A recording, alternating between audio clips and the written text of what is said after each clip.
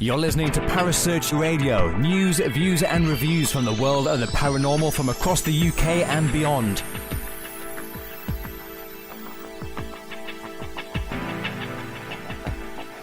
Find us on Facebook, Twitter and the World Wide Web. Parasearch UK Radio.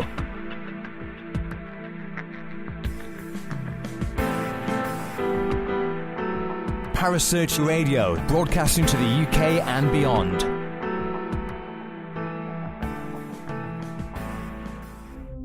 The views and opinions expressed by presenters and guests are their own and do not necessarily reflect the official policy or position of Parasearch Radio or its affiliates and sponsors. Listener discretion is advised.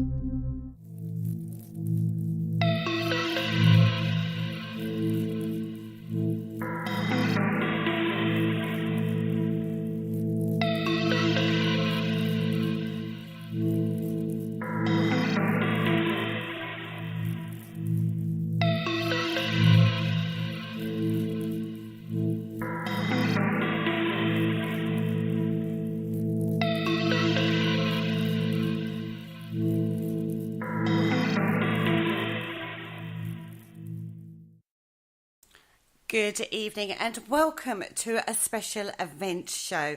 My name is Kerry Greenaway and tonight I'm joined in the studio by the professor himself, Mr. Ashley Knibb. Good evening, Ashley.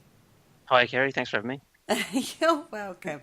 Tonight's show is very different from the usual format of shows we're going to do. We usually do, should I say. We have been looking at a specific case for a little while now, haven't we? We certainly have a little while. It's quite a while. And we thought it was interesting when it first came to our attention. And so we dug a bit deeper.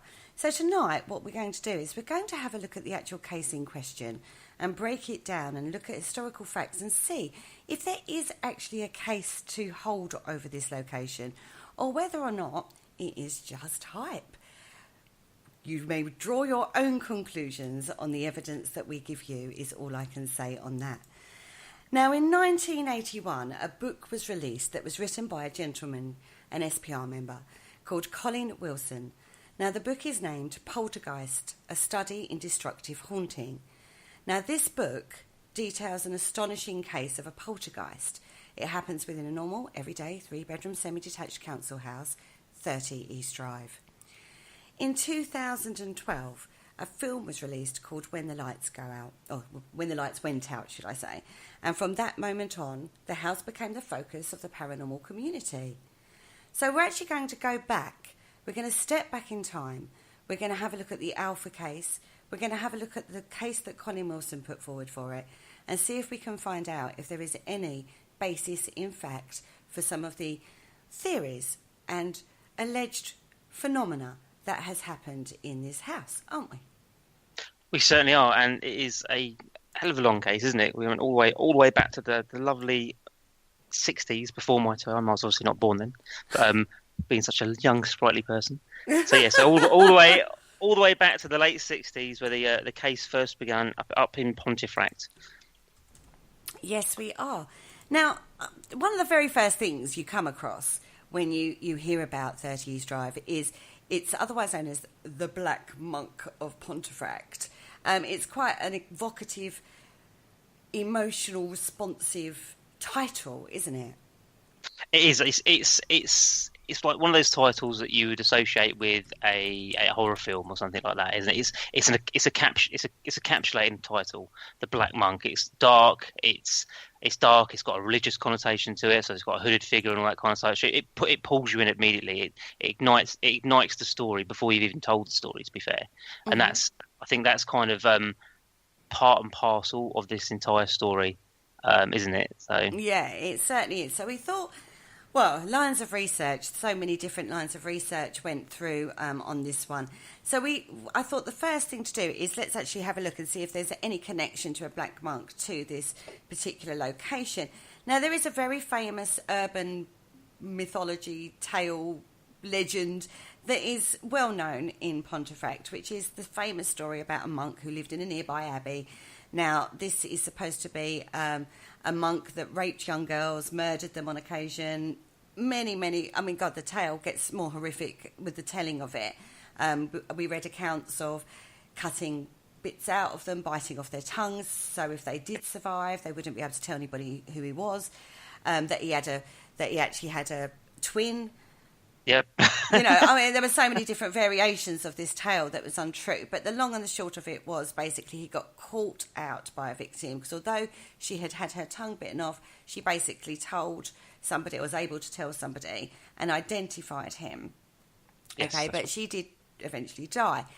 Now, the tale is he was arrested, and there are two versions. Firstly, he was arrested and hung in the abbey grounds, or that he was basically hung at the local gallows and chucked down a well. That's right. Yep. Okay. Which then raises the next line of inquiry, doesn't it? It does. As in, where are the gallows? Where is the abbey? Where the well and all that kind of stuff, which is also part of the law that fits in with the whole Black Monk story. Exactly. Now, this very, very first came about basically in the account. It was first linked to the Poltergeist, really, in the account in Colin Wilson's book, wasn't it? Yes, it was. It was. Colin Wilson mentions it, actually, if I'm right, and correct me if I'm wrong, because obviously we've both been through all the research on this one. But I think he first mentions it towards the end of the chapter when he's reading off the account, and links it to the local historian Tom Cunniff. Mm-hmm. That's right. Because it's actually Tom Cunniff's theory, I suppose, is probably the best way to put it. Yeah.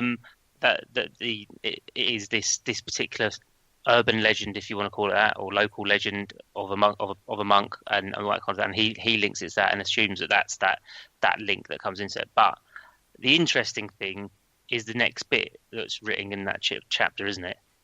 It is, I feel. which we'll come to in a second. Yeah, I thought you might. That's why I paused. Yeah. Because firstly, there are no records of this crime in any archive in any of the detailed records. That's right. It has been argued that because of the reformation of the abbeys through Henry VIII's time, a lot of records were lost, and that's why there are no archived records. However, in A History of County of York by William Page, it actually has detailed notes of the history of the Clontiac Priory, and it actually has a list of all of the monks that were there at that, throughout the priory's period. There is no mention of a Michael. No. Now, the only scandal at the particular priory was in 1268, and it actually resulted in the excommunication of some monks. Right. Yes. Okay, and this is detailed. This is actually something you can go and have a look at. This is an archived piece of information.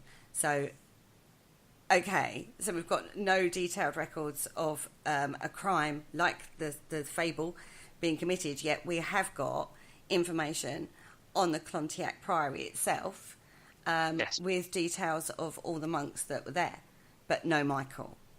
That's right. Yes. Which seems a little strange. Yeah, it seems a bit of a disconnect, isn't it? So it's sort of missing the essential piece of information to make Cunniff's theory come to life. Mm-hmm.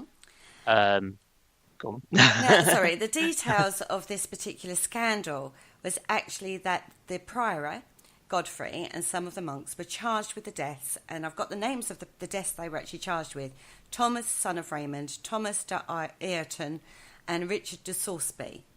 Okay, now the inquiry itself was actually dealt with by the king himself, and what came out of that was that they were just excommunicated. Yeah. That was it. That's it.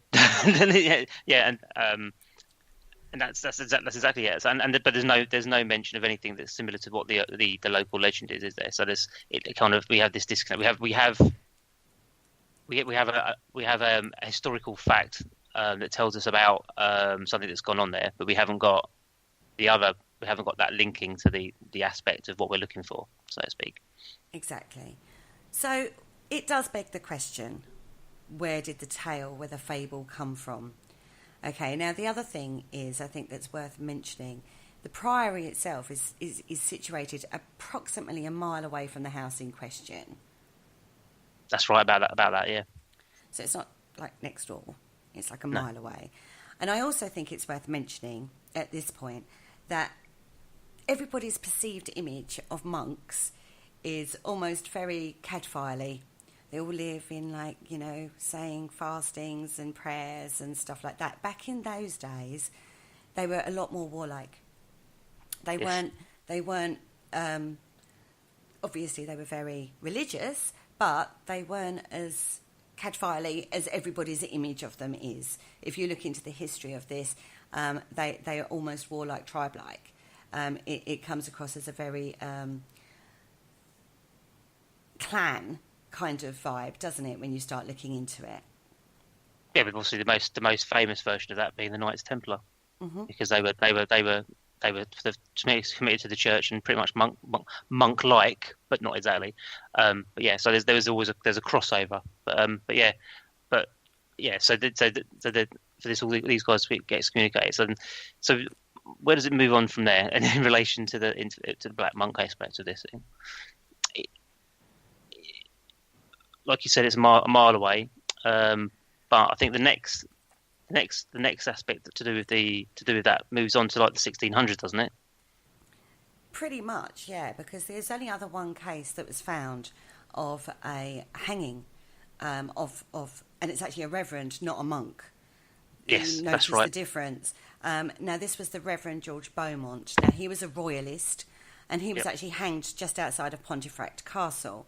Now, this goes into the whole Civil War period and stuff like that. So he was a royalist in Pontefract Castle, and basically, it was a political hanging, wasn't it, in 1655? Yeah, and again, the location being over a mile away from the location 30 East Drive as well. So we've got that moved away, so to speak, aspect rather than being on the location. But yeah, it was a political hanging around 1655 to do with Charles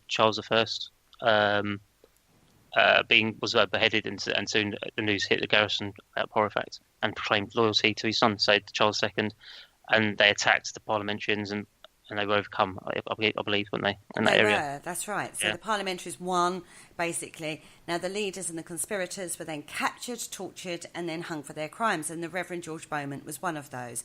And that's the only other reverend or monk or religious personage that was linked in regards to a hanging or an incident to do in Pontefract.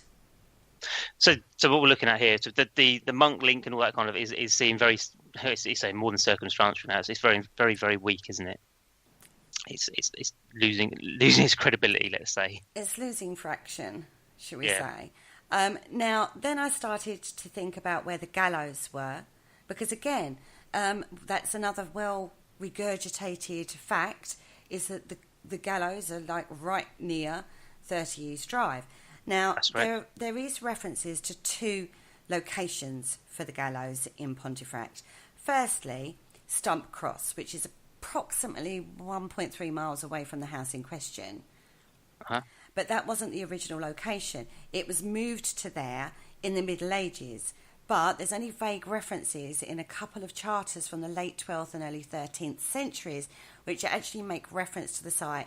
And all it sort of says is it's the north of the town of Pontefract.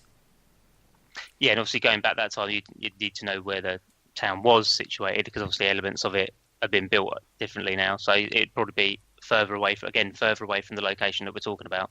So we're seeing the gallows are about 3 miles away from the location, or plus. That's Gallows Hill is actually 3 miles away now. Yeah, so you've got two references to two different, locations. One being 1.3 miles away, one being 3 miles away, and it's not close enough, really, in my personal opinion, to actually have a bearing on one house in this particular area. I agree with that. Yeah, I think the stories, the stories that relate the gallows to being so in close proximity to 30 East Drive, when you look at it, look at the facts based on that, you begin to think, well, actually, it's not in close proximity. It's actually a bit of a distance away and all that kind of stuff. So it's not actually possible. It might be possible, but it's unlikely to have a bearing on this case now. So you're now moving. Everything's moving away from the property. So we're not seeing those links that are supposedly supposed to be there. Exactly. So, and I have to say, one of the other interesting things that I found was Tom Knibb himself. Now, he's supposed to be a writer and a local historian.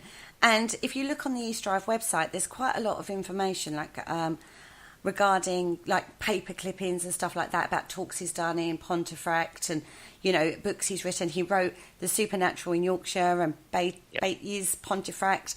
But we've tried to track him down, haven't we? We've tried and we've failed, I'm afraid. We failed miserably on that one. And we reached out to a lot of people on this one to try and track him down himself. Now, it is possible that Tom himself has passed. We don't know. We could find no information on him whatsoever. It's almost like he has disappeared into the ether. The other interesting fact that I found out about Tom was allegedly, and I'm going to say allegedly because again we could find out no backup facts on this at all, was that he worked as a research assistant to Colin Wilson for 4 years. Yes, and that's something. But that's another line of inquiry that we'll have to continue down, I think, in the background. Yeah. But like I said, we've struggled to get to the end of that tether. That's right.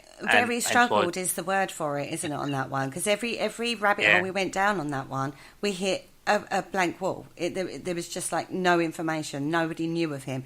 And I'd phoned. How many people have I phoned in Pontefract? A lot. And considering he's a local historian and has written books about the town, you would think he'd be a well-known character within Pontefract. You'd think somebody would know him or of him or heard of him at least. But we as I say, this is a line of inquiry that's still open, and we've even spoken to other members in ASAP and the SPR who have tried to find him themselves and have been unable to find him. So we are still trying to, is all I can say on that one. But most of the references to, in fact all I'm going to say, of the Black Monk and the links to that have actually come from Tom Knibb himself. Yeah, they come from his theory that is in that end of the chapter part, really, basically. It all begins, the Black Monk element of it seems to begin there. And that, when you chase down that theory, I'm going to call it a theory, it does seem to come to a dead end, no pun intended, basically, because there's the gallows, the Cluniac monks, there's no reference there's no evidence to support it. No hard evidence to support it in history and all that kind of stuff. It's very circumstantial, and I think, in my opinion, it's a bit of a stretch, to be honest. So I'm going to put it down now. I don't think that the link to the Black Monk at 30 East Drive is a good one. To be quite frank. My personal opinion is the same, based on the facts that we have found out regarding the historic facts we have found out regarding this particular incident. And Colin Wilson, in his book, actually states, unfortunately, for this fascinating theory, there is no evidence whatever that a monk of Pontefract was ever hung for rape. That's right, and it's not just Colin Wilson. I mean, if you read a few other books that also reference Colin Wilson's account, they also go along that same line. They also sort of go down the line of the Black Monk theory is unsubstantiated, basically. So they don't buy into that either. And I think it's, again, correct me if I'm wrong, because we've read so many books and bits and pieces about this. I think I've even got three books on my shelf back there, and each of those books says exactly the same thing. They discount the Black Monk theory, which I find really, really interesting, considering Colin Wilson called the chapter of his book The Black Monk. So it's like, if you don't buy into the theory, why are you calling the chapter that? But anyway, that's between him and his publisher. Exactly. So what we have to do then, now we've discounted the alleged entity, in my personal opinion, we've discounted the alleged entity. We need to look at the actual case itself that's outlined. Now, the alpha source of a case is where it first becomes a point of reference for people. Now, in this case, going back in the 1960s, the first point of reference isn't the case itself, it's how it hits people's awareness. And that was actually in local newspapers. It was in the Yorkshire Evening Post and Pontefract and Castleford Express. That's right. Yeah, that's the first write up, I suppose, if you could say that of the case. And if again, correct me if I'm wrong, but I think that was in September '68, wasn't it? That first hit, which is actually after the second bout of visitations, let's call them, wasn't it? Alleged visitations. I'll put alleged in there. Mm-hmm. So it was after that point that I think that's when the home also began to attract some amateur ghost hunters and got labelled the haunted house locally, wasn't it, as well? It was.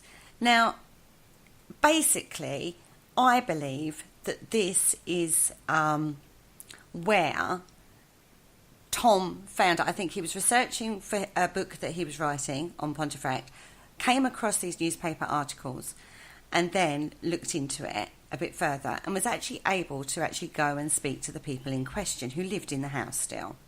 Mm-hmm. But this wasn't until about 10 years after. That's right. I'd tend to agree with that. If he's a local researcher, he's going to stumble across those newspaper articles, like you just said. And yeah, he then tapped into the case, and it was, I think it was 78, 79 that he actually went and possibly, I'm going to say possibly again because we don't know the exact dates, first probably interviewed the Pritchards, mm-hmm. Which is the family that lived in 30 East Drive when the activity occurred.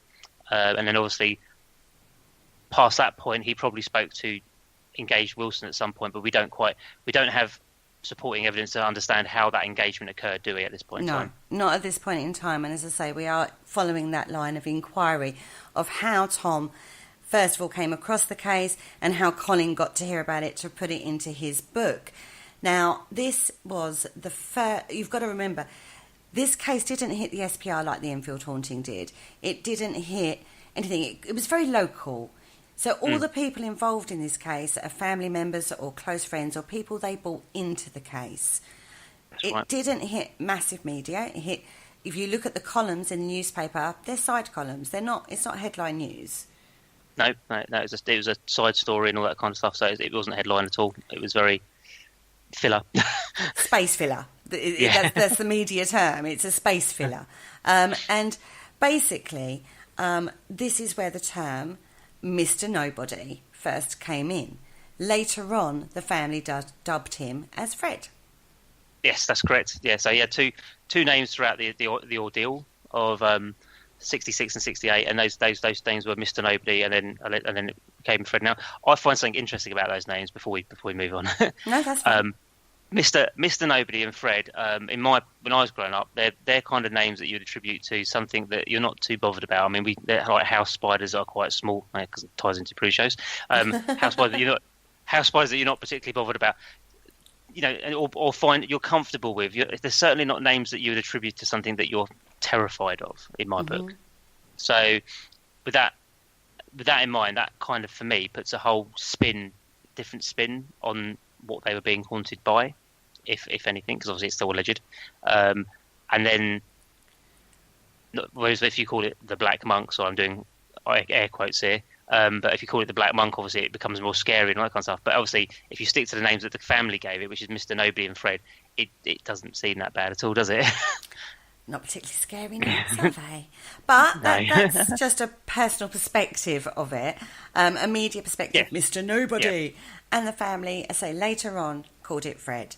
Now, the case is outlined in the book, A Destructive Haunting, Poltergeist, A Destructive Haunting.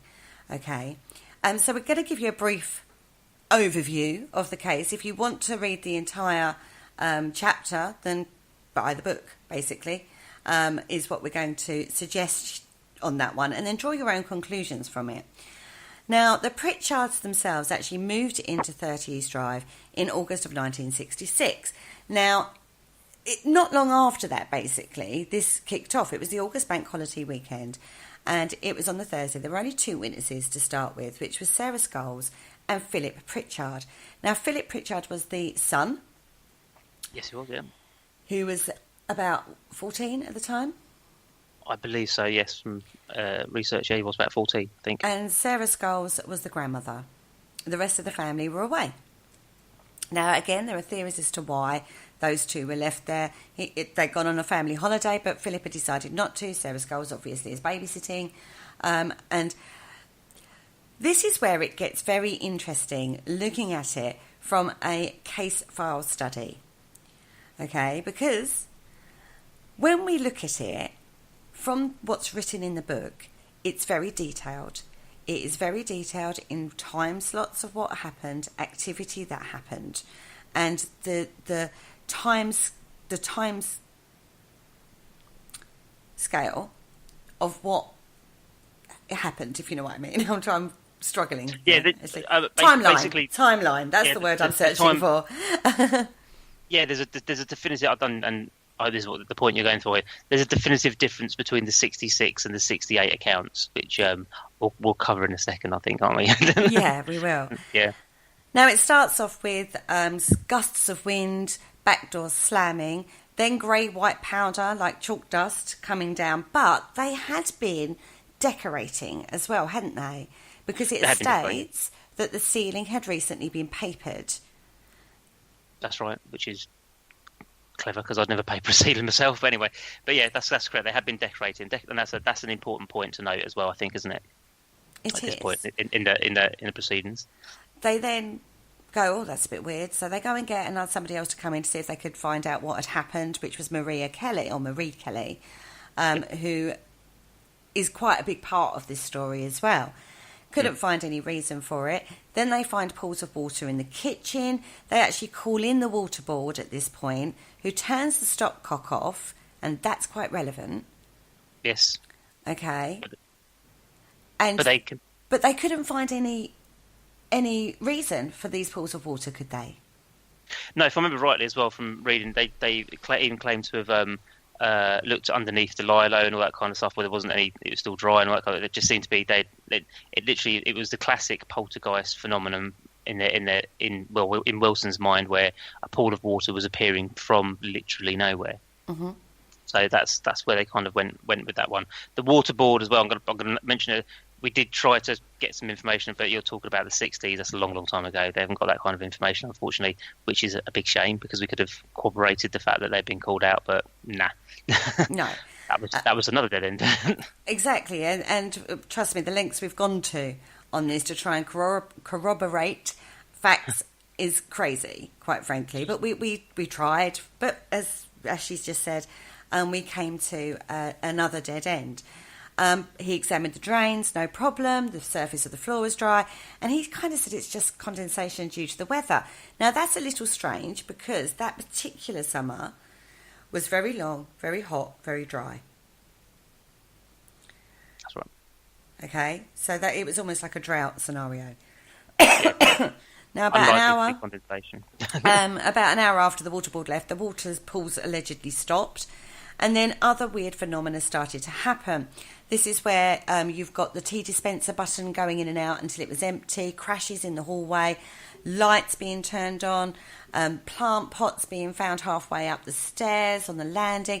It goes on and on, shaking, vibrating, stopping when they got opened, and banging noises. Now, their neighbour at the time was a lady called May Mountain. And she said it wasn't her. They did check to see if it was the neighbours banging and crashing around. This is early evening. This is around 7 p.m. And May Mountain denies that. She thought it was them doing the banging and crashing around. They thought it was her, but no. Okay. And they were getting temperature changes as well at this time. Now, all sorts of things happened. And it was when they finally went to bed that when the wardrobe allegedly was tottering and swaying, that's when they finally gave up the ghost and left, basically. Yeah, well, I think isn't it described as kind of almost walking across the room. So he's like, yeah, I'm done. I'm out of here. This has got too weird. I can see where they're coming from with that one. It's sort of like, yeah, okay, the wardrobe's come to life, so I'm gonna leave. so yeah, and they went from there, and they went across the road, didn't they? I think it was across the road or to a nearby friend's, and that's where they contacted the police, if I remember rightly. That's right. They actually went to Vic and Marie Kelly's house, and they contacted the police. Now, the police arrived. Now, Pontefract back in the 1960s must have been very quiet, because the police did arrive at about 10:30. Bearing in mind, that's not long after they were contacted, and these days that would be a miracle. Now, Inspector Taylor arrives. He's got 2 uniformed officers with him. They enter the property, check it over, don't witness anything. Yeah, that's right. Not a thing, which is interesting in itself, because obviously these are trained professionals and they're trained to observe as well. So, and that's taken from. If you read about the Enfield haunting, that's something that Guy Lyon Playford mentions, is because the police mention that they see things and they are trained observers. So, but in this case, the Inspector Taylor and the 2 uniformed officers enter the property, as you just said, and they check it over with they don't witness any activity whatsoever, which is probably why when we tried to find out if there was anything logged about that, we hit another dead end again, time frames as well. But it's likely that because they found nothing, they probably didn't really write it up back then. That's right, because you have to remember the time frame. We're back in the 1966. Yeah. Okay. Now, being as they've been told by the police that there's no problem, somebody mentions, and I believe it was Vic Kelly that mentioned, how about calling in the local ghost hunter? Now, Mr. O'Donnell was the local ghost hunter that they called in, and other than the property being a bit cold, didn't witness didn't witness anything. Yes, that's right. Again, yeah, he done some checks other than temperature, which isn't really a discriminatory. He can't really claim it as being paranormal if it's just cold. So yeah, but he didn't really find anything either. But this is where I get a bit funny about this case. It's like, how lucky are they to have a ghost hunter just in their street? But anyway, that's a whole. That's your personal scepticism popping in there. Personal scepticism popping in, and not a fact. But yeah, that's lucky. But yeah, he didn't find anything either. So we then move on to They then did they go back across the road? I think at that point they were talking with Mr. O'Donnell, who was talking about poltergeist and the alleged activity that's supposed to occur around this. And one of the things he said is quite often they slash paintings and pictures and stuff like that. And funnily enough, at about 1:45 in the morning, a crash in the lounge happens. This was not witnessed. This was heard. Then they went back into the lounge, and a wedding picture of Joe and Jean Pritchard, the owners of the property and the mum and dad, was actually slashed from end to end and was found lying face down. So it's almost like, it listened and it reacted, this entity. Notice at this point, the young lad is not involved in this. This is all adults in the building at this time. Vic and Marie Kelly and Mr. O'Donnell. I'm glad you said that. I was going to say that's the valid point there. Is that he's not there now. He's across the road. Yeah. Well, we assume he's across the road. We don't know he's exactly like that. But yeah, he's allegedly not there at that particular time, or at least he's not mentioned to be in there. Mm-hmm.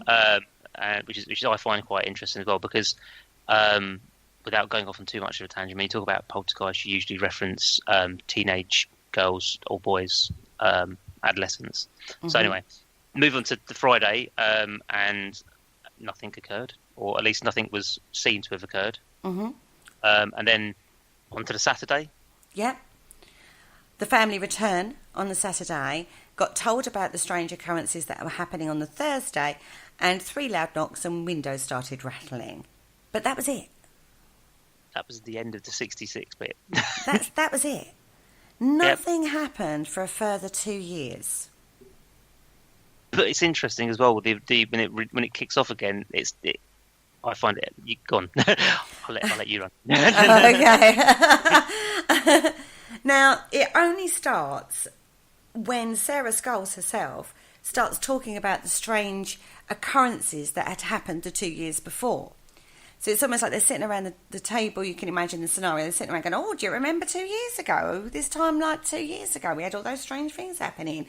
Then all of a sudden, we have no exact dates. And this is where it becomes very, very sketchy, right? Because in 1968, this conversation happened, but they say it was approaching the August bank holiday. We've got no exact time frame on this, no date, no times, which we had in the first set of incidences. That's quite detailed. If you read the book, that's very precise. It's very detailed of who was where, what, who came, did what, said what. Second set of incidences, 2 years later, after nothing happening for 2 years, we then get a conversation that happens, a rough idea about when that conversation happened, and then all of a sudden this activity seems to kick off, and it doesn't just kick off for like a couple of days. This goes on for 9 months. It does, with all kinds of poltergeist related activity as well across the board, doesn't it, as well? Just about everything. Just about it. moving objects, objects disappearing and reappearing. Mm-hmm. If I throw one in there by mistake, stop me and change it, please. Okay. The plant pot again was moving, wasn't it? And upturned and soil everywhere. There was cold chills. And this is all over the house as well, isn't it? This is the downstairs hall, the upstairs hall. Now, the other thing that you mentioned earlier, which I thought we touched on the 66 one, but should be mentioned here as well, is you mentioned it's a They said it was approaching the August bank holiday. The other thing is as well, they were also decorating again, weren't they? They were, because they were doing Diane's bedroom, which is the daughter. Now, they had paintbrushes and paint pots and paste pots and wallpaper and all sorts of things. We all know what it's like when you're decorating. The whole house is got piles of decorating stuff here, there and everywhere. Now, this is all on the landing, and this starts going crazy. It starts levitating and being thrown around, and they all take refuge in Jean and Joe's bedroom, and then it stops. Yep, and it's a very wild incident. It would have been very scary if it happened in the way it happened. If you read the full explanation of what happened. But again, no times, no dates, nothing substantial to get your teeth into, as it were, in regards to building a timeline or a case forward for this. So it was just like an incident that happened. Oh, do you remember that day when this happened? And then, all the rolls of wallpaper started flying around, and I got hit by a paintbrush, and it's very anecdotal, isn't it, from this point on? Very, very vaguely anecdotal, I'd say, as well, because it's almost like snippets opposed to detailed information like it previously was. Mm-hmm. So, yeah. One of the key points to the whole case was he liked to play with the lights, basically. Hence the film. Hence the film title. Yeah. He liked to turn lights out, then all sorts of stuff would happen. Now, Vic Kelly, again, is obviously listening to what goes on. And the family were witnessing this. So the 4 members of the family, Jean, Joe, Philip and Diane, were all witnesses to this. But Vic Kelly is hearing about all of this. He actually contacts the local vicar, and who's the Reverend Davy, and calls him in and says, look, they're having this sort of weird activity happen. Could you come and have a look? Now, Reverend Davy does turn up. He sits there for quite a long time. Nothing's happening. And then basically the only thing that really happens is a candlestick, and it's said that it jumps off the mantelpiece, and then in the second part of that, it then goes from jumping off the mantelpiece to levitating in front of Reverend Davy. So for the same instant, there's 2 descriptions of what happened. Now, this is the one that we found in the original newspaper article as well, but also in the book, isn't it? That's right. Yes. Yeah, you're getting to that one, yeah. Mm-hmm. Go on. Right, go on. Keep jumping ahead. Sorry. Yeah, that's okay. And also, they say that every cup, saucer, and plate was scattered unbroken over the carpet. Loud crashes were happening. That kind of was it. That's all that he witnessed. He left He went, bit evil, think you should move, basically. That was his sum up of what they should do. He didn't mention an exorcism, he didn't do anything, he didn't do a house blessing. He literally just went, think there's something evil here, but we only have the family's word for that being said. Yes. Because we looked into Reverend Davy. We did. And the church obviously won't release records or talk to us about the case. That's true. And Reverend Davy himself has actually passed. Yes. So we only have the family's word for what he said. He never came back. No, he didn't. After this, black shadows were seen. A heavy piece of oak furniture with an electric sewing machine allegedly floated through the air and pinned Diane to the stairs. Didn't crush her, but it pinned her. The lights came back on. As soon as she relaxed, they were able to move the furniture. She didn't get hurt at this point. At this point, it seemed very focused on Diane. Yes, because I think as well that particular piece of furniture that you're talking about there, they tried. I think they tried to move it, but it's described as, should I say, they allegedly tried to move it in the description, and it was as if it was impossible to move. It's like weighted on them, and then all of a sudden, as you said there, the moment she relaxed, they could move it suddenly. So I think is how it's described in Wilson's account. That's right. If I'm right. Yeah. So that's which is interesting, and that's obviously that's kind of possibly where this focus around Diane probably comes from, is because it does seem at that point that it's focused on her, and I can understand that. Well, considering it was her bedroom that was being decorated, and then all of a sudden they have that amazing, we'll call it the decorating incident upstairs. Then we've got this incident after Reverend Davy has left with this oak piece of furniture. And then that night, she allegedly was thrown out of her bed 4 times. Yes, that's right. That she was, yeah. Is this starting to sound familiar to everybody? Now, there are plenty of other cases of activity happening. Massive incidences of alleged activity happening. There are no dates, no times are advised. And from here on, it really does start to sound, do you remember that occasion when? Yeah, it becomes very, very stuff happened sometime between this point and this point, but they don't narrow it down to days, weeks, or anything like that. It's just over that set of time, these particular things might have happened at certain times, which makes it very, very difficult to understand from a case point of view. Exactly. At this stage of the game, we're in the second lot of instances, by the way. A lady called Renee Holden. Now, she becomes a family friend. Now, Renee Holden is basically the local psychic. She used to read tarot cards, was basically into anything weird. And she becomes a firm friend to Jean Pritchard. And she starts going around to the house to see this activity that's supposed to be happening. And she becomes very, very involved in the case, very interested in the case. And a lot of the theories as to why, not the Black Monk, but other theories as to why this activity is happening actually comes from Renee Holden. Now, as I say, we can go through some of the instances that happened around this time. Renee Holden, very, very prevalent in a lot of these instances. Again, you've got the cold atmosphere, objects flying around, tapping noises, things like things levitating and being found somewhere else, or apporting and being found somewhere else, like sandwiches and stuff like that. Lots and lots of things going on around this time. And at this time, the suggestion is that energy was being drawn from the solar plexus of the children, because the children were saying they felt sick when these incidences were happening. And it was actually Renee Holden who brought forward the theory that this is actually not just from the solar plexus of the children, but it's being drawn energy from the underground stream that runs beneath the house. On to theory number 2. Or 3, or I can't remember now. We've got so many theories to go through just yet. Now, a communication was suggested with the entity. Let's have a little chat to him and see, or her, and see what we can find. Now, they formed a circle, and the response was levitation of objects, multiple levitation of objects. Now, oh goodness me, we have massive incidences. There was a glove incident where it was supposed to be with Maud Pierce. She was there. Her gloves went missing. She started calling out to Jesus and singing On With Christian Soldiers, and apparently these gloves appeared and started conducting.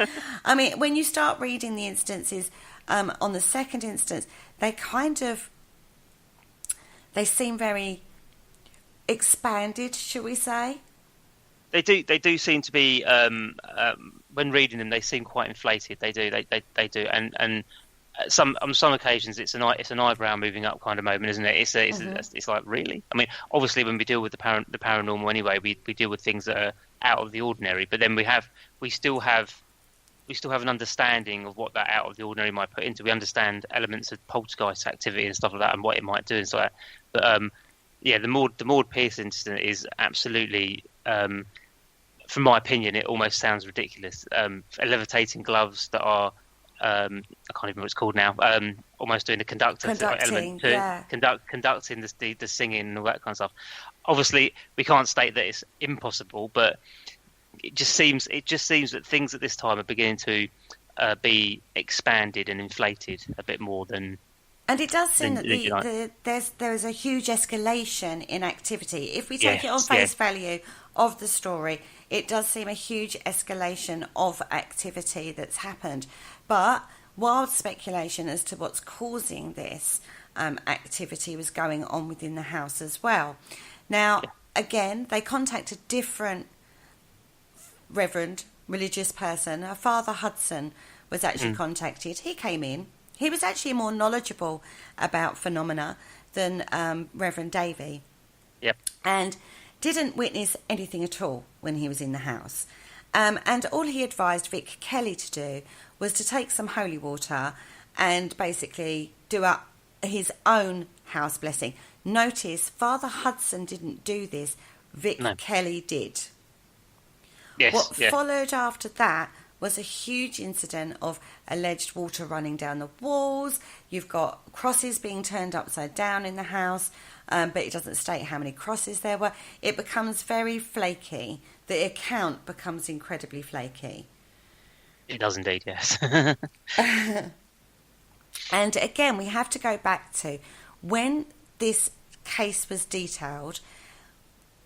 It was 10 years after the events, which takes it to an estimated 1978. Which is an interesting time frame, to be fair, because that is not long after the Enfield case would have hit national media and television coverage, which means that I think, in fact, it was around September 1977 that the Enfield one actually hit the Daily Mail. Yeah. So.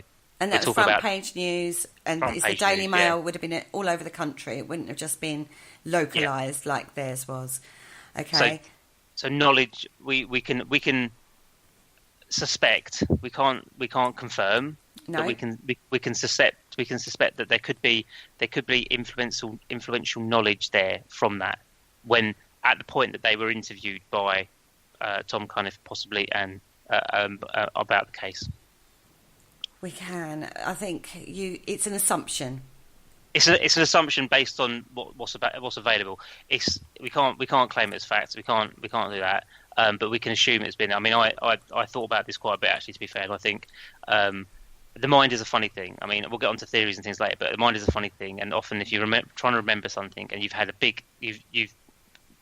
something's caught your eye, you can sometimes link those memories in with something else. So there's possibilities there. But we'll talk about that later on, probably. That's right. Now, we also know Colin Wilson visited in 1980 to Pontefract and was said to have interviewed the witnesses himself. But as we've already stated, there are no case notes, recordings of these original interviews. We assume he did them because he knows how to research and has written many books, and he's a member of the SPR. He would have known how to record interviews and stuff like that. He was a prolific writer and author, and yeah, he would have known how to interview and stuff like that. But as you said, we again at this point in time still chasing that little thread down a bit. But he's whether there was notes about that interview and stuff like that, we're still not sure on, let's say. And we've even spoken to the gentleman that has archived Colin Wilson's work and is actually trying to get it in some sort of order, I think is the expression, because Colin seems to be a bit of a hoarder in regards to, and research is a little bit like me. He seemed a bit of a butterfly, and his notes and his papers and stuff like that were in quite disarray from what we heard from the archiver. Yeah, so we need to. Yeah, that's again, like we said, that's an avenue that's still open that we can continue. But it's an avenue that's going to take a lot of research, because that's a library within itself, to be fair. Exactly. Of information to go through. That's probably a week's worth of work just there. If not longer. But we can make the assumption, as Colin states in the book, that he was in Pontefract Library in August of 1980. So we have a pinpoint point of what Colin says. He was actually in Pontefract Library in 1980. So we can make the assumption that at that point he also visited the family and spoke to them himself. Okay. I think that's a good assumption to make. I don't. In situations like that, if I visited the library in the same town where they were, I don't think I would leave the town without visiting them if I could. So just to get an interview in myself. So I think that's a fair assumption to make. Obviously, we can't back it up with facts, but yeah, I think that's a fair assumption to make. It is. Now, at this point, as I say, the activity in the house went on for 9 months and then just stopped. It just stopped for no apparent reason. It left as quickly as it arrived, really, but it was like a 9-month period. Now, he does state, Colin Wilson states, that Jean Pritchard and no member of the family kept a diary of the sequence of events, which leads us to the conclusion that the timeline of events is untrustworthy and not admissible evidence.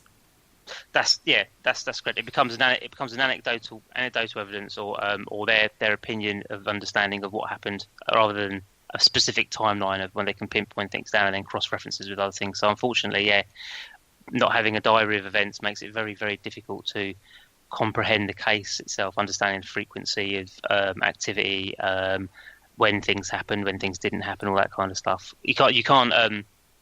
What's the word? I know. It makes it very, very difficult to profile what you're dealing with without that timeline, because you can't understand those core pieces of information. And that diary, if it existed, would have nailed this down either to a poltergeist activity or something else, or it might have even said, well, actually what you're dealing with is this. So, it becomes very, very anecdotal, unfortunately. However, it is clear something very strange was happening in the house, and it does seem to fit with the modus operandus of a poltergeist, and the escalation in phenomenon in regard to poltergeist activity does seem to follow what we know about poltergeist activity. It does. It fits that bill rather well with the rappings and knockings, the pools of water, the apports of objects moving, dematerializing, that kind of stuff, shadowy figures, a kind of seemingly intelligent responses to statements that might be made, as in like someone would say something and then it would react, to that and give you some kind of activity that relates to it. That's right, exactly. So, but without in-depth investigation, literally at the time of activity happening, or no timeline of events, no diary of no timelines, no diaries, nothing at the time. We can only take the face value word for it of the people that were involved at the time, and we are all aware that false memory and that old cookie of, do you remember this fish was this big and it was not that big at all. But something strange obviously were happening, but you also need to keep firmly in mind that the police were called and reported nothing was seen or witnessed. Clergymen were called in, and altogether in the account, the 4 different clergy were called in. 2 are named, 2 are not. That's right. Okay, but other than very little activity, they didn't really witness anything. No house blessing was offered. No exorcism was performed. that activity as well mentioned linked into the clergyman, I think is very, very, very circumstantial as well, because like we said, the newspaper article doesn't represent it in the same way as Wilson's book does it? No. So I don't buy into that little bit of activity personally, in my opinion. The only type of cleansing that happened was some holy water that was given to Vic Kelly by the Father Watson. That's the only form of cleansing that took place in that house. No reverend did that whatsoever, as per the account in Colin Wilson's book. Now, we also have a reference in the book to a Doncaster research group that investigated in 1969. Now, they found nothing to suggest activity, and they actually found in the attic a circle free of dust, and they concluded, but didn't prove, I would say that, they concluded it could have been made from a loudspeaker that was lying face down, but they didn't witness anything. Yes, they've assumed based on the fact that there was that circle free of dust that a speaker could have been face down thumping on that. I can understand where they come from with that. Mm-hmm. But like I said, they couldn't prove it. There was no speaker there, so they couldn't prove it 100%. So, but that was their opinion. But more important than that is the fact that they didn't experience any activity or found anything to corroborate the story of the Pritchards. No. Which again is unlike the Enfield case, where the investigators experienced it personally. Mm-hmm. Exactly.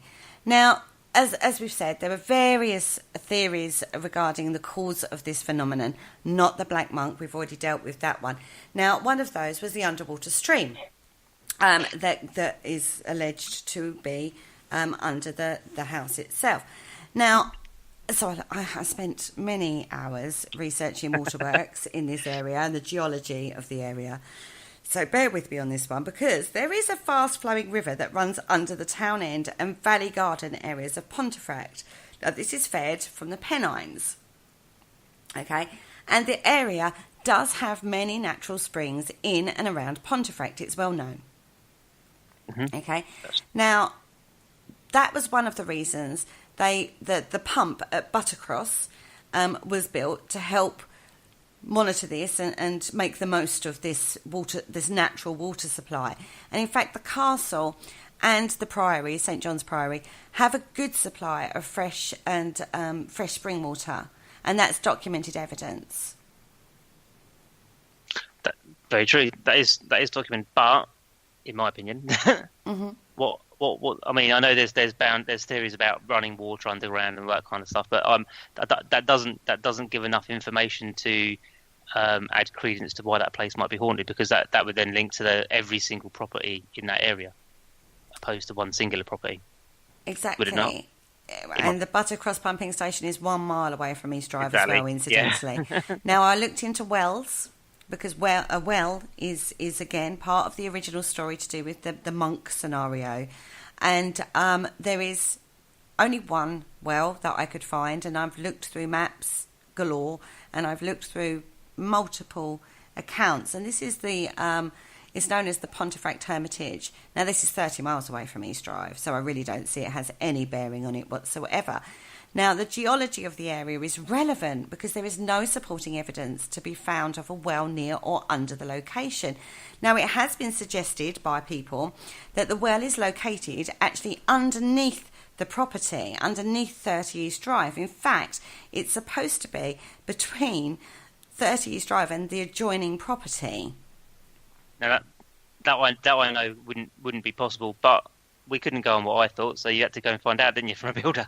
Of course I did. Of course I did. Now, that wall itself would be a retaining wall. It's a front room wall. It's an adjoining wall between two properties. It would be what's known as a retaining wall. Now, I spoke to several different builders, and obviously the date of the property was built was in the 1950s. So it's a council property build as well. So this all becomes very relevant when you're looking at regulations. Okay, firstly, this wouldn't have happened. They would not have built a property over the top of a well, even if the well was excavated and capped.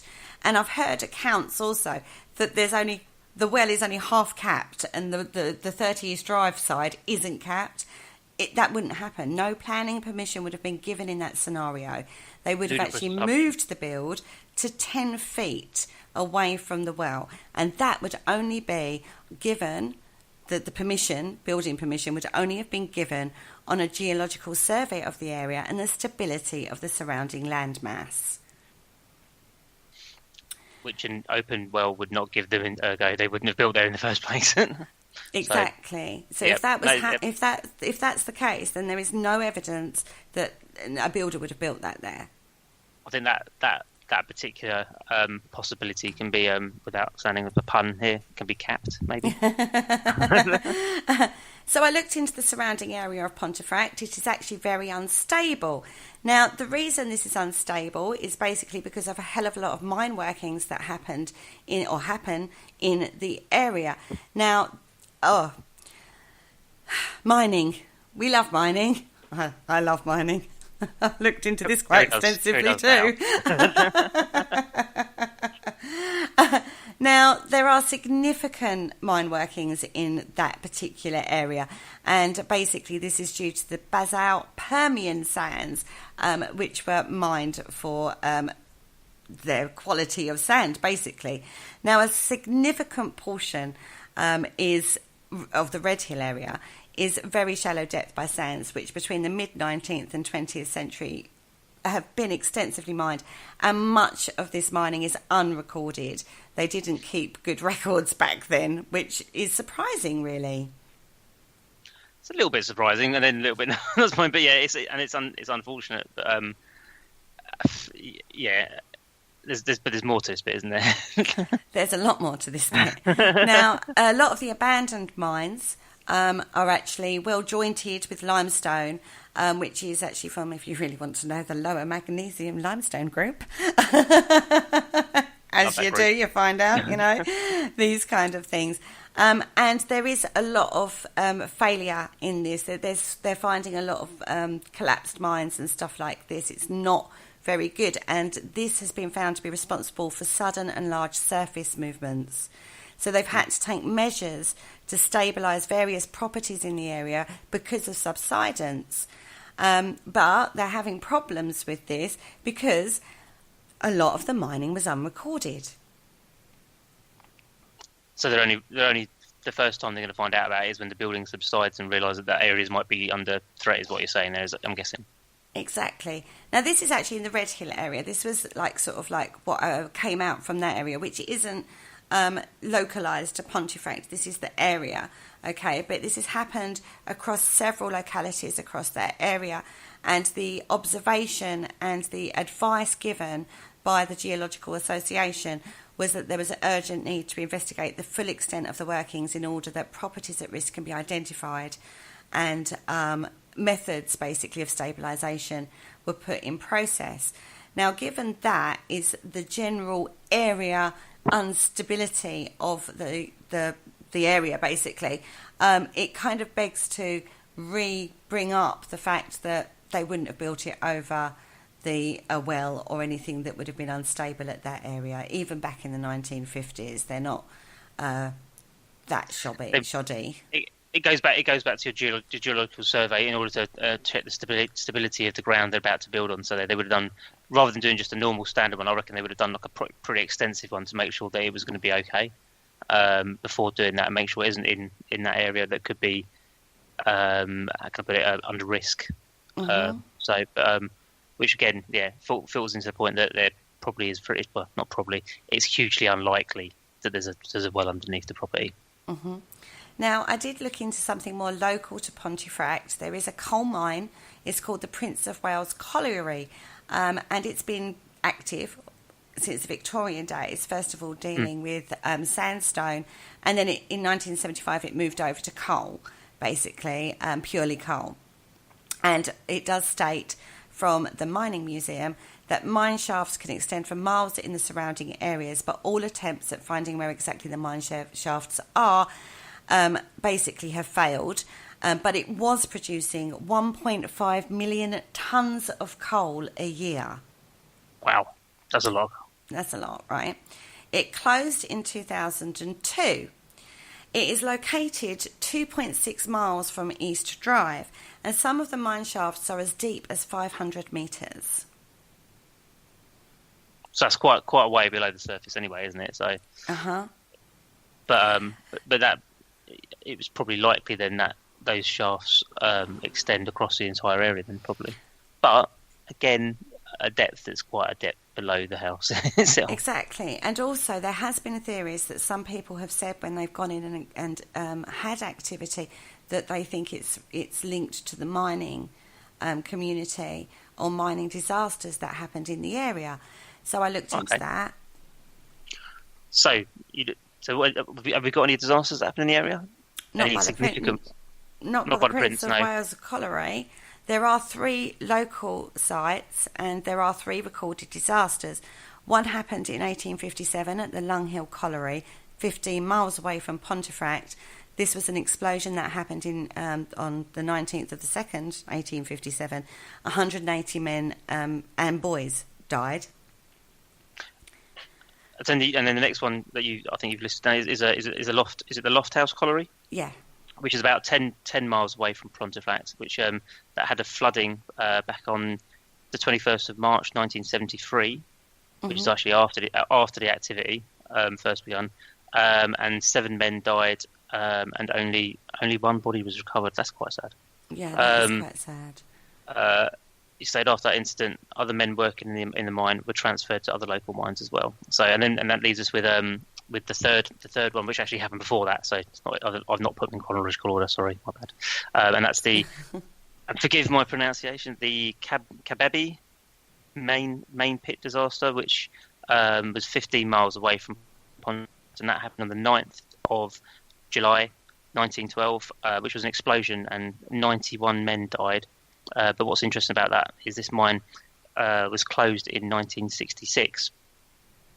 So between the sites, we found references of underground road systems as well, haven't we?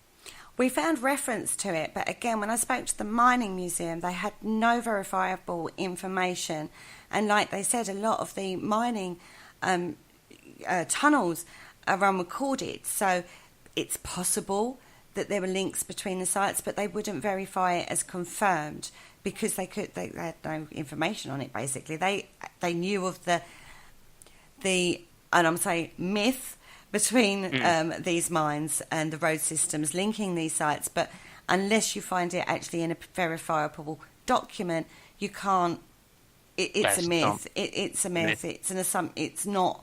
Nothing tangible there, but there were vague references to underground road systems between the sites, and as I say, there was no verifiable information. Now, I did find out about a power station that's not that far. It's 3.8 miles away from Pontefract. Ferrybridge Power Station. It is Ferrybridge Power Station. And so I looked into deaths there, because you never know, right? You never know. I'm trying to find a reason for this or who this could be. And there was only one death that occurred at the power station. That happened in 1984, and that was a gentleman named Joe Green, and he was actually crushed to death by a lorry whilst picketing. Oh right, okay. And again, the date doesn't fit that either. 1984, so that's actually after Wilson's book even came out. So, and actually after activity had completely stopped. Exactly. Exactly. Yep. So I was drawing blank ends on these lines of inquiry as well. And again, these were all alleged theories that were put through by various people across the paranormal field as to... so that some people had actually come away completely from the Black Monk and gone into other areas, but again, couldn't find any totally verifiable information that anything that linked with the actual location that we're talking about. So I was thinking, okay, let's think logically. What could have caused the activity in the house? So I was thinking, what could make things rattle and bang and shake and dislodge items within a house? Well, I was thinking earthquake, possibly. It's a good shout, yeah. It could have been a low-level earthquake or something. They misunderstood. Let's put it one way. Possibly, but again... Is it a possibility? I don't think so, because it wouldn't just be one location, would it? No, you would have usually when those kind of things happen to that kind of extent, everybody's like, "Oh yeah, that happened," but you know it's an earthquake. I mean, I've well, I've never been in an earthquake, but I've been in a tremor, if you like, and it's a tremor as well. I know what that was, and it's quickly picked up by other people in the area as well. So, I find that to be unlikely. But I mean, you've looked in this, and there doesn't seem to be that many anything that would give that kind of magnitude, is there? Well, no. Although in the UK, I see the amount of information you find out. That's crazy. In the UK, 200 to 300 earthquakes occur in a year. Only 10% of those have a magnitude that's strong enough to be felt. Most of those occur on the western side of the UK, and it does seem to be completely absent from the northeast of England and Scotland. Which is right? Kind of where we needed it to be, but so... Yeah, right, exactly. Now, this is mainly due to compression rather than tectonic plate movement. Now, the nearest earthquake to Pontefract actually occurred in 1979. This was in Carlisle. Now, this had a magnitude of 4.7, and the effects were felt 100 kilometres away. Remember the date, 1979. This is 10 years after the alleged activity. Nothing was around the time of the activity, so it discounts this as a theory too. Now, Carlisle is actually 128 miles away from Pontefract. Oh, so it's just outside that zone anyway. So it's too far away, and too far away in time as well, unfortunately. So that was a closed line of inquiry. Somebody else mentioned that fracking was the cause of the activity in 30 East Drive. However, no fracking is recorded in the area and actually wasn't introduced onshore in the UK until the 1980s. So we can rule that one out then. So that's another closed line of inquiry, right? Now, Yep. One of the other things that was quite apparent as to why there may be a haunting in Pontefract in 30 East Drive is the Battle of Chequerfield. Which is what the estate's named after, isn't it? Which is what the estate's actually named after. Now, this Battle of Chequerfield again goes back to the Civil War. Now, and actually focuses mainly on Pontefract Castle. And as we know, Pontefract Castle is like a mile or so away, but the location itself is actually built on the area. That's where it got its name from. So this whole estate is based on the fields that this happened. Okay, Yeah. But basically the story of this is Pontefract Castle was besieged 3 times. It only surrendered or was defeated after Charles I was beheaded, and it was the last royalist stronghold in England, basically. Now, Pontefract Castle supported the king, and it was besieged, and then they did a foray, and then basically they got out and attacked the parliaments, and then it all got a bit mucky with mining under walls and stuff like that, and then counter mining, and it all gets a bit murky as to that. But basically in 1645, the siege was ended of Pontefract Castle when Sir Marmaduke Langdale defeated the parliamentarian army at the Battle of Chequerfield, which relieved the castle. Okay, so that's where this battle comes in. Now, the parliamentarians didn't give up. Basically, they carried on afterwards, but it sort of went backwards and forth quite a lot. But this is the Battle of Chequerfield is basically the royalist army, I'm going to say, coming in, attacking the parliaments who were attacking the castle, defeated the parliamentarians at that time, relieved the castle. So that is what the Battle of Chequerfield was all about, and it did occur in the area of 30 East Drive. However, my argument on this one would be, surely it would be the whole area and not just one particular location. Yeah, I mean, if it was that much of a bloody battle, you would get pockets of activity in that bigger area, not just one building. So you'd see opportunities come out in elsewhere. A bit like that famous battlefield in America that's haunted that I could never remember the name of. Gettysburg. That's the one. Thank you. Terrible with names. But yeah, I would assume that's a good argument. If the Battle of Chequerfield was going to be the source of the paranormal activity that occurred in 30 East Drive, you would also see remnants of it in other locations, either in a higher magnitude or a lower magnitude or similar magnitude. So, but we don't get that. We just get that focus point on one location, don't we? So it kind of goes, is it possible? It's not impossible, but it kind of doesn't make it possible at the same time, if that makes sense. It doesn't help the case. It doesn't help the case at all, but it's too local. It's not. It's too broad. It happened over a wider space of area, as it were, not anything specific happening at that. So you go, okay, so that's fine. That kind of discounts that theory. So let's look. You have to then look at the people that are involved in that, the family, and the people that were involved in the case. And we'll talk about that a little more in the discussion show, because, as I say, after 9 months it fizzled out anyway. So it is very hard. It's very intangible, isn't it? Yeah, it's like you said, the first bout was a few days, and then that was gone. And oddly, that seemed to dissipate when the rest of the family came back from their holiday. And then the second bout, like you said, lasted about 9 months. But that seemed to, I think from reading, although it's not portrayed brilliantly in Wilson's account, I think it began to fizzle out. But then the methodology they used to get rid of it in the end, allegedly, it seems so bizarre. It's unreal, isn't it? But I don't think that actually got rid of it. I think it was just fizzling out at that point anyway. So it reached its end, sort of thing, come to an end. And then after that point, there isn't any activity recorded, is there? That they don't mention about anything after that point. When they're interviewed by Wilson and Knibb, they're talking about those two accounts from 66 and 68. I think after that point, they remain in the house past the point when the book comes out. Wilson's book comes out, which is in 81. Yes. Yes. Yeah. So, and then they remain. I think actually Jean remains in the house all the way up to, and please correct me if I'm wrong here, 2012. Yes. Yes. So she stays there all the way to 2012. Now, if, in my opinion, the activity had been that horrific and that bad, they may have left the property earlier. Now, I don't know the circumstances that may have kept them there beyond that. But equally, they seem to have had nothing to report after that fact.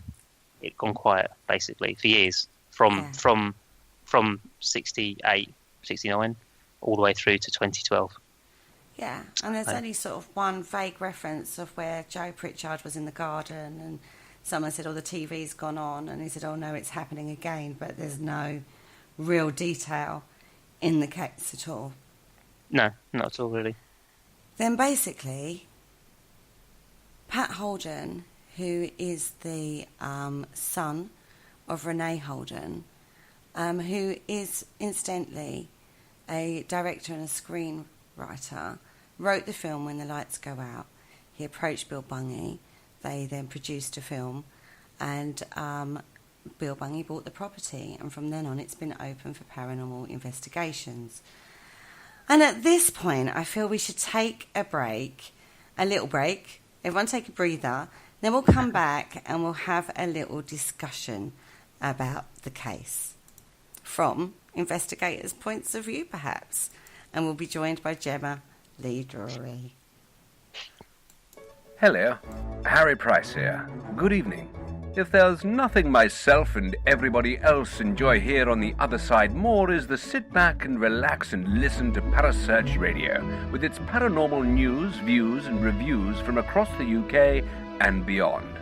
Make sure to find out more about them on Facebook, Twitter and the World Wide Web, whatever they are, to keep up to date with all their broadcasts throughout the week.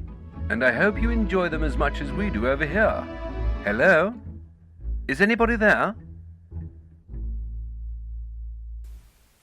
Welcome back to the show. So, we've outlined basically what we found out very, very loosely. We've got a lot more research that's done behind the background, but we've already done 1 hour, 20 minutes of a show, and we tried to bring you the bones of what we got. So, Gemma, good evening, darling. Good evening, sweetheart. How are you? I'm fine, thank you. How are you? I'm fine, thank you. So have you been looking at the chat room? Yes, I have. I've been very active in the chat room throughout tonight's show. Shall we just start right at the very beginning?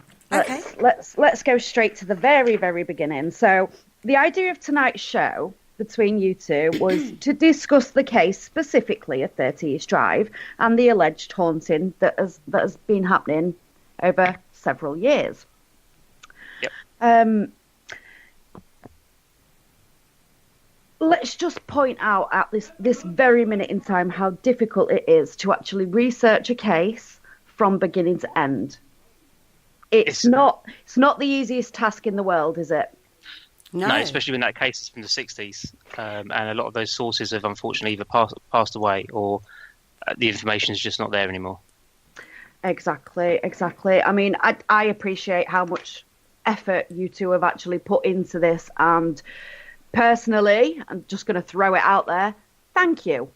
Because It is difficult, and many, many people have actually looked at the facts of 30 East Drive and hit a brick wall every time. So, massive, massive thank you. So, questions for you.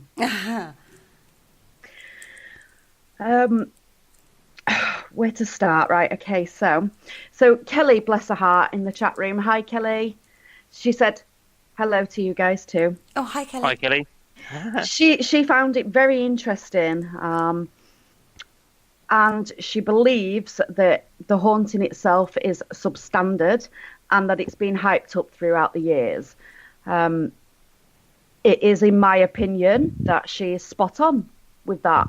But on the other side of that coin, it's the same as anything. You catch a fish, it starts off a tiny little tadpole, and then as the story goes on, before you know it, you've caught a 10-foot carp, if that's even a thing.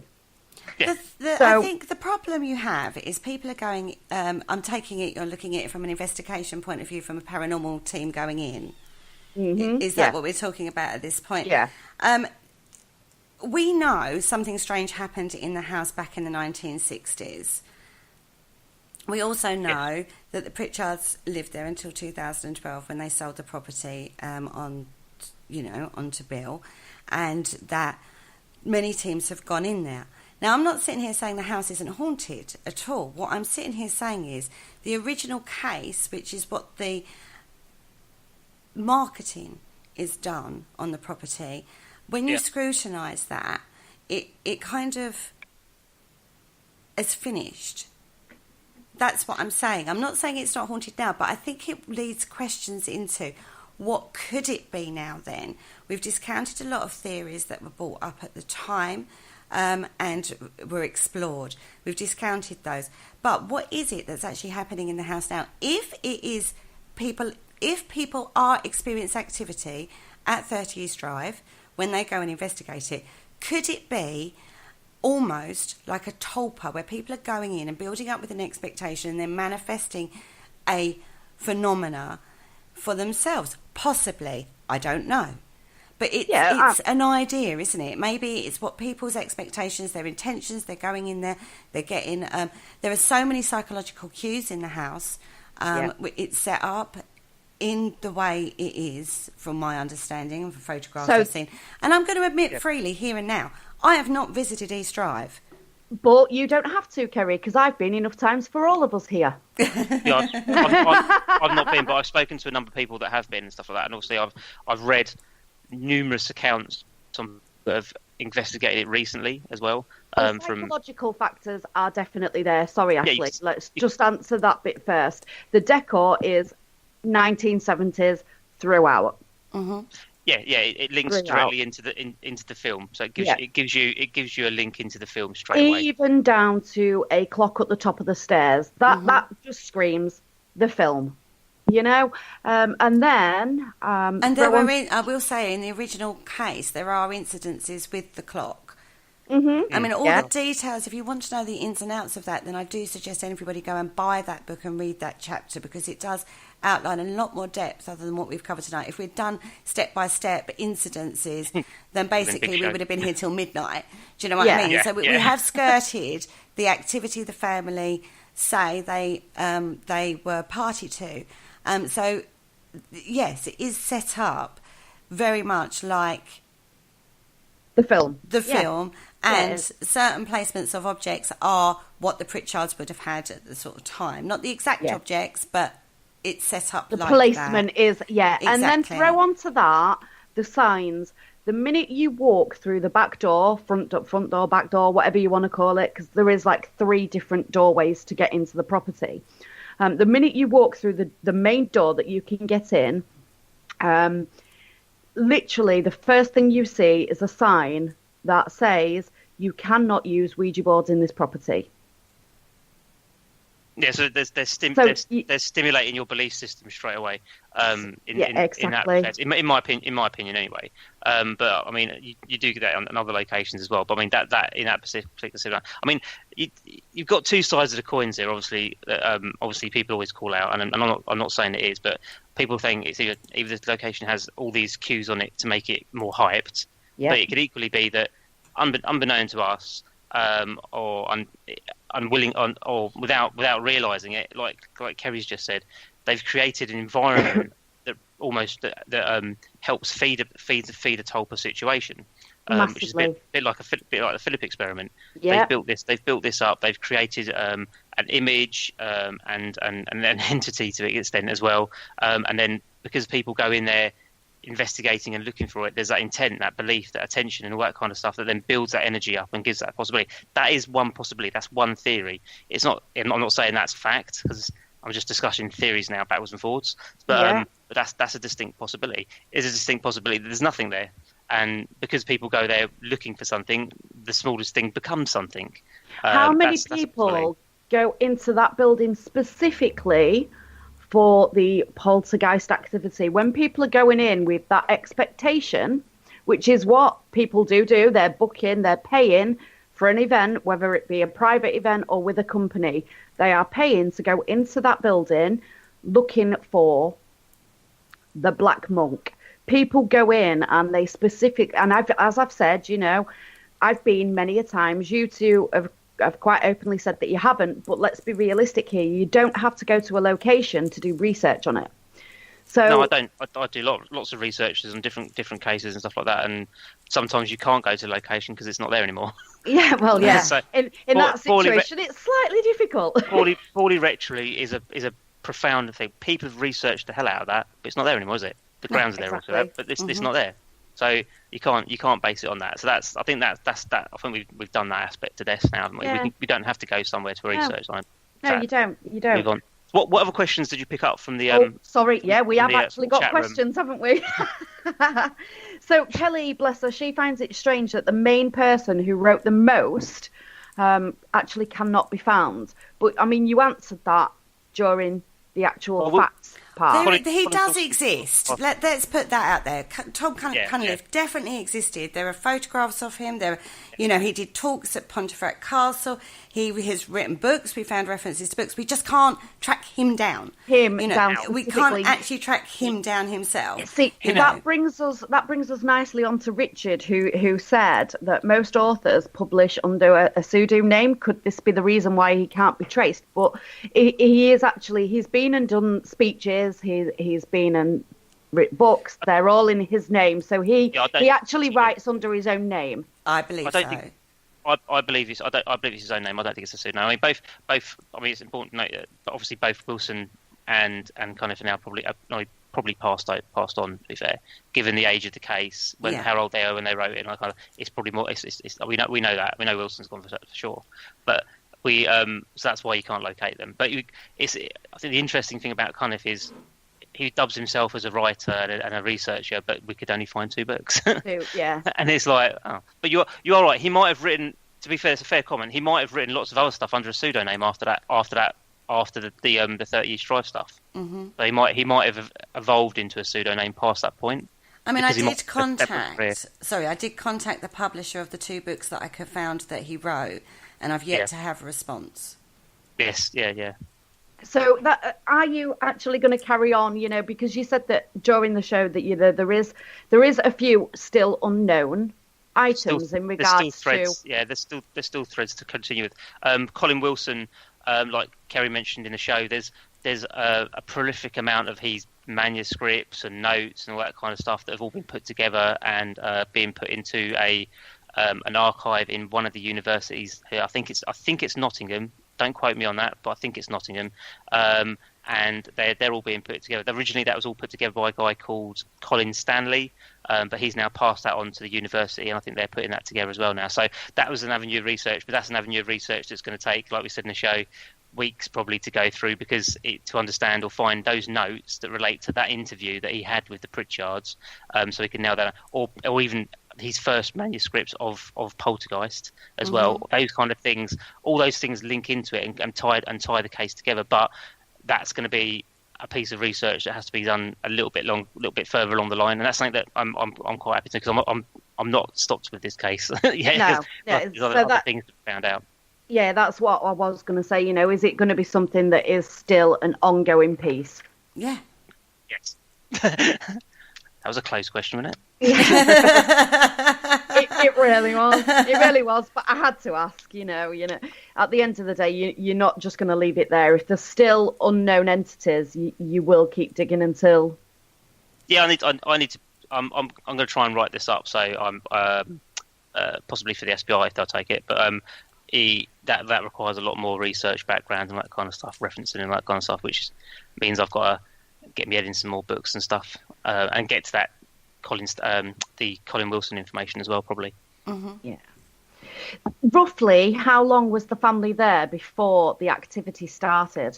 They moved in 1966. We didn't get the exact date that they moved in, but the activity started in the August. So it wasn't long after they moved in. And the children, how old were the children at that point? The boy was 14 when they moved in, and Diane, the younger, was 12. Okay, so has there been any attempt to trace the family, the Pritchard family? Yes, we have tried to attempt to trace the family. Diane will not talk about it whatsoever. Couldn't find any trace of Philip. We went to Pat Holden himself, who says, as far as he's concerned, he's done his bit and doesn't really want to discuss it any further. That's fine. That's his prerogative. And that was the closest we got to actually discussing it with the family. Jean and Joe themselves have actually passed. As if you look at the ages of the other members of the family, I think it's a fair assumption that they've passed too. So we did attempt to discuss, to talk to the family, and the only one that would basically say, not going to talk about it, basically, thanks very much for your inquiry, but see you later, was Pat Holden. But the attempt was there. You have tried to go down that avenue. So what did Joe actually do for a job? Because we was wondering in the chat room if there was any correlation to the haunting in his previous jobs. I believe he owned a pet shop, because there is a reference to Philip, the son, working in the pet shop when he was 17, which was whilst the second lot of activity was occurring. So the likelihood then that... It says it's his father's business is the reference. Right. So, yeah, the likelihood of it a haunting from that job is slightly unlikely. It was very a reference to Philip. It was, at this stage of the game, Philip was working in his father's business at a pet shop. That's all we can say. Yeah. But again, you can only go on the facts that are there. Yeah, if you've got nothing else to expand on, you can't really say much more than what you got. Exactly. There was quite a few comments actually about the well underneath, and people saying, if that was the case, if there was a well there, then surely they wouldn't be allowed to build on it, and if they did, there would have been some sort of subsidence by now. Exactly. That's exactly what I pointed out. Exactly. Yeah. Again, you went through that earlier anyway. Again, that was very in depth, Kerry, wasn't it? When you was looking through for the information about the well, it's not like you just quickly skimmed the internet and said, "Oh, there we go, there's the answer." No, it was a lot more in depth than that. I think people. I don't just do internet research. My first point of call was the book, Colin Wilson's book. That's where my the first full case description comes from. That's the first full descriptive case study or case file is in the book, Colin Wilson's book. Yes, there are the 2 newspaper references, which is your alpha source, which were done obviously at the time, back in 1968. But the book is the full detailed case of what allegedly happened in the case. So that was my main port of call. From that, I have spoken to councils, I've spoken to libraries in the area, I would like to add. I have spoken to mining museums, I've spoken to water boards, I've spoken to electricians, builders. Oh my God, I've spoken to a lot of people. I haven't just sat here on the internet, as some people may think, and tapped in a few relevant pieces of information. I have gone a lot more in depth than that, and I've spoken to a lot of people.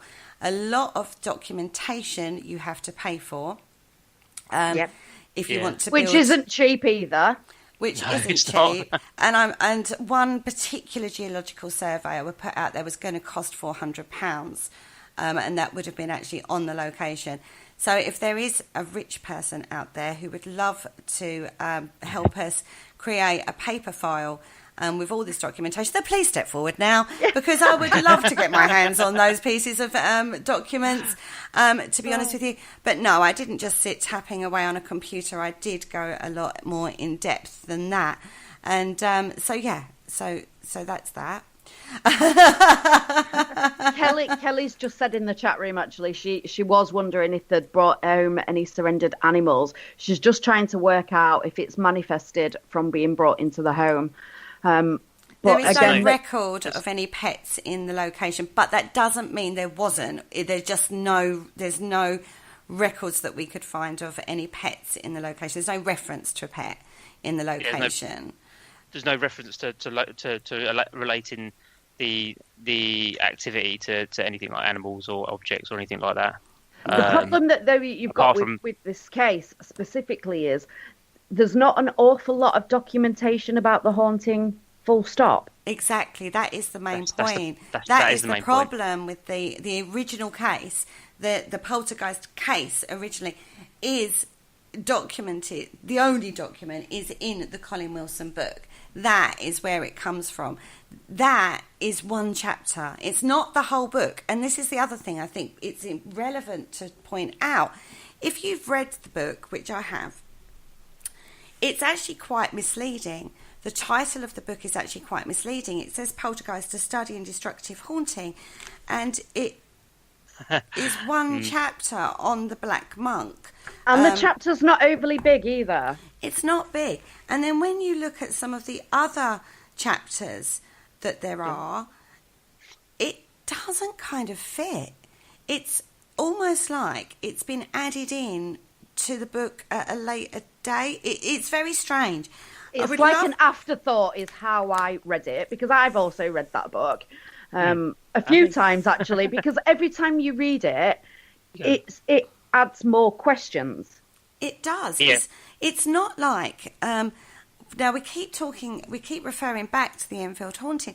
The Enfield Haunting has a case file study from start to finish from Guy Leon Playfair and Maurice Gross. There are books written on just that case, and it is a full book just on the findings and their experiences, and you can build an incredible timeline, and they've pulled other people in, and you get a real feel for the lengths they went to try and work out what was happening in the Enfield. This isn't like that. This is one chapter in this book, and it's crazy. It's very hit, miss, and maybe, isn't it? In comparison to Enfield, like you say, there is a full case study from beginning to end. There was people brought in to observe the investigators. There was people brought in to observe the people observing the investigators. It wasn't just like, as horrible as this sounds, it's like 30 East Drive was an afterthought. Yeah, it's almost like it's almost like someone's seen these two pieces of newspaper articles, gone to the family and asked a hell of a lot of leading questions to get the chapter or the case that they've got. That's what it sounds like to me, in all honesty, because as I say, and it seemed really strange to me that when I was breaking it down into timelines from this chapter, the first incidences in 1966 were detailed. You had times of activity. You could construct. At this time, so-and-so went in. At this time, they went over to the Vic and Marie Kelly's house. At this time, the police were called. At that time, they left. At this time, and then it stopped. And then we get into the second stage, the 1968 9-month situation, and there's nothing. There's no timeline. No, there's no timeline. And it gives you a rough idea of time, as in, just before the bank holiday when Sarah Sculls was reminiscing about what had happened. Yeah. And from that point on, the activity kicks off again, but there's no timeline. And the further you read into the chapter, the more sketchy it gets. So it becomes very, very difficult to pin it down. Yeah, definitely. And I think, and the weird thing as well, the 68 element part of it is supposed to be the more focused attention and all that kind of stuff going on. So you'd think that they'd have a better understanding of what was happening and when it was happening. When quite clearly they knew to do a timeline because the timeline was done on the first. Yeah, that. Or did it? Or did they? Or did it? Yeah, yeah. It does lead you to. All the questions well, did it? Like, did they not? But it's it does seem like a very marketed chapter in the book as well, doesn't it? It's very, the Black Monk, although he doesn't believe in that he doesn't believe that theory to be true, even writes it and all that kind of stuff, and then the whole book's marketed on the Black Monk and all that kind of stuff as well, as being it's on the dust cover and all that kind of element of it as well.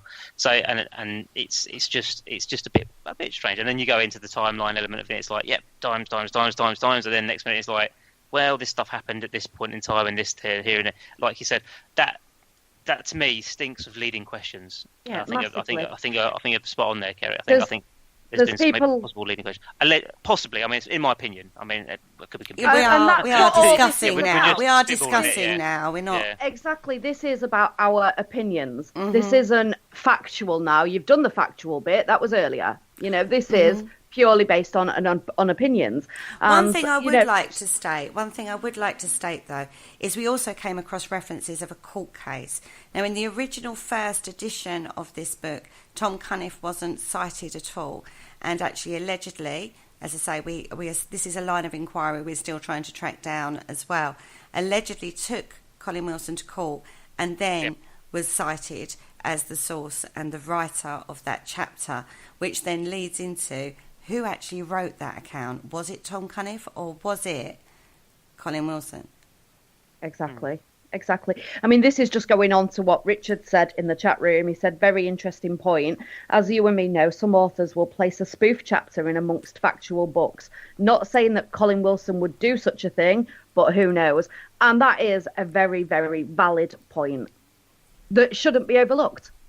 Let's look at that point though as a theory on the side, not a fact or anything like that. Let's think about it though. You put something in there like that story about that particular case.Maybe it's built off of a few tiny facts, like the first something happened in 66, 68, not loads, but then they build it up a bit more than it was. We said it sounds a bit inflated in places, which it did, and we know what happened in between that point as well, as in the Enfield case. But from that point forward, they've begun to build almost like a cult story, if you like, that built over time, which was then obviously picked up and seen to be a good story enough to become a film, and then off the back of that, driven by Pat Holden. Sorry, I want to point that out. Driven by Pat Holden, who is the son of Renee Holden, who was allegedly there in the second half of The Haunting, and drove the more spiritual sort of aspect. Not spiritual, that's probably the wrong thing to say, but relating the circumstances to spiritual aspects and all that kind of stuff, didn't she? Yeah. So, but bringing that into it again, somebody that has an interest in all things paranormal, because she did tarot cards and everything else. Yes, valid point. Could that have added to the atmosphere of the place? It could have added to a misassumption, as in like she assumed things were paranormal when they weren't paranormal because she was buying into that herself anyway, and then that added to the story. And I think that, in my opinion, I think that's kind of happened all the way along, right up to today. People have added their own opinions and ideas to what they think it might be, and it's kind of just grown and sort of like snowballed a bit and all that kind of stuff. So I I think 30 East Drive. I mean, I know. Yes, I haven't been there and investigated it personally myself. But to be quite frank, from doing the research and the legwork and talking to Kerry about the research she's done, because she's done a prolific amount of research on this, and reading bits and pieces, I think I don't feel the necessity to go there and investigate it, because I don't think it's all that. Well, I think it's hyped more than what it is. Well, I can quite openly and honestly sit here and say that I don't think that I will ever be going to 30 East Drive again. I've been that many times, I think I personally have outgrown 30 East Drive. Okay, so let me ask you a question, Gemma. Being as you have investigated there, you have been Go inside on. there. Hit me with it. You know what I'm going to ask. Hit me with it, girl. What activity have you experienced in 30 East Drive? So, are we talking when I've done investigations there as an events company, or when I've done investigations there team only? Because they're two very different nights. I agree. Two totally different nights. I'm going to say team only, not events. So team only events, no activity at all. At all? Nothing. Okay. But on events, totally different story. I've not been inundated with activity, but there's been knocks and banging sounds. There was a doll's pushchair that moved on one event. What else? People being touched. So they're two very, very different nights. Yeah.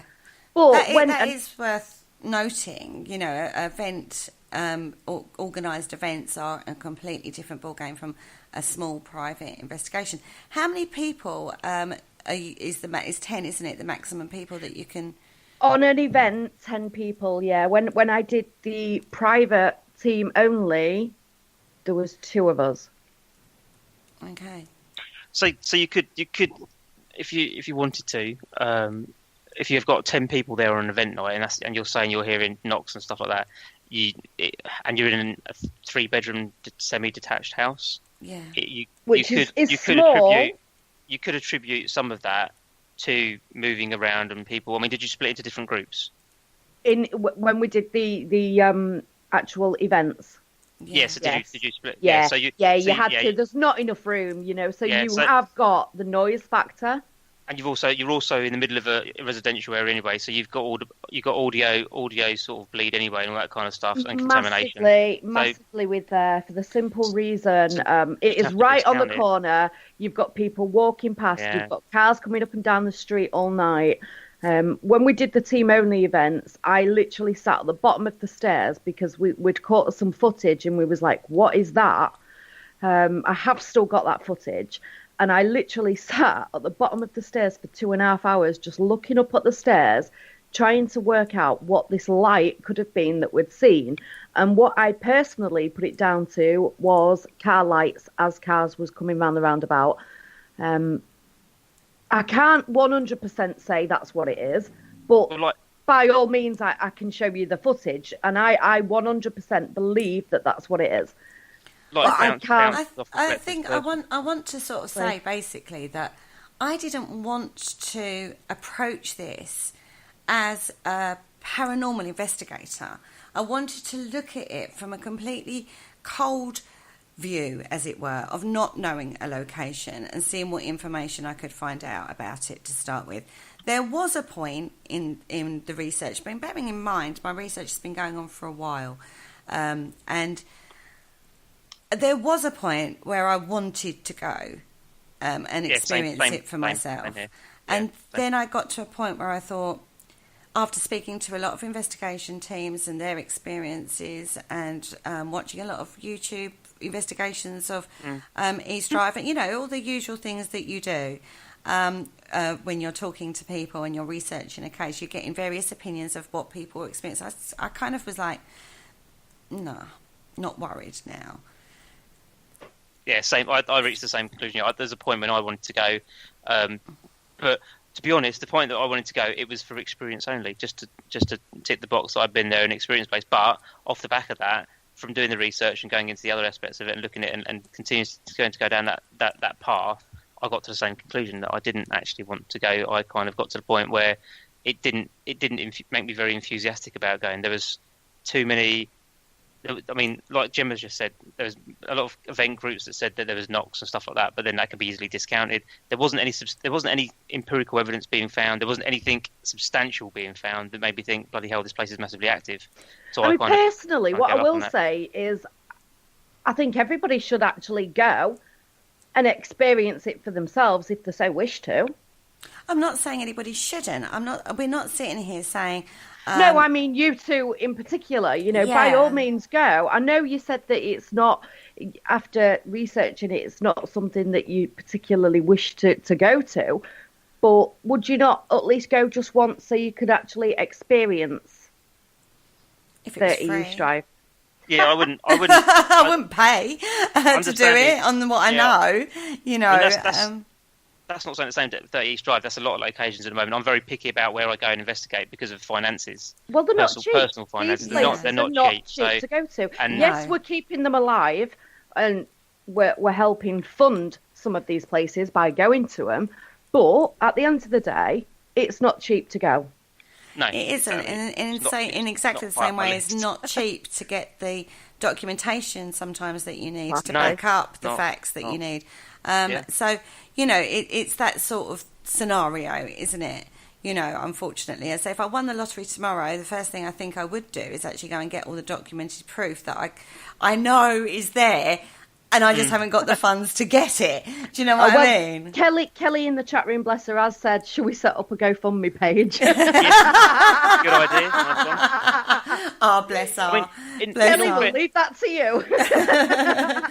But please don't do it on my account.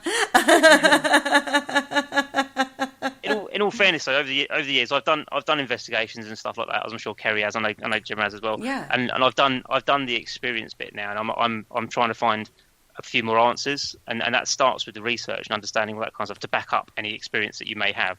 And I'd rather go places that I think are currently active. Yeah. Something's happening there, or more's happening there. And from the research and looking at bits and pieces and people that have been there recently, I don't think there's that much going on in 30 East Drive, in my opinion. Well, it's very hit, miss and maybe, isn't it? From the reports that I've seen recently, it's very hit, miss and maybe. Financially, risk analysis is a 0. I'm not going there. Yeah. So was there any more questions? Because we're coming up to nearly 2 hours. So was there any more questions before we finish? We'll finish on this one, and I'm not sure how it's going to go down, but this is what we're here for, so suck it up and crack on. Okay. So, not wishing to get into conspiracy theories about all this, did you follow up on the alleged allegations of the house being rigged, i.e. the building work done when it was purchased by the current owner? Yes, we did. We found no verifiable evidence to suggest that. We looked into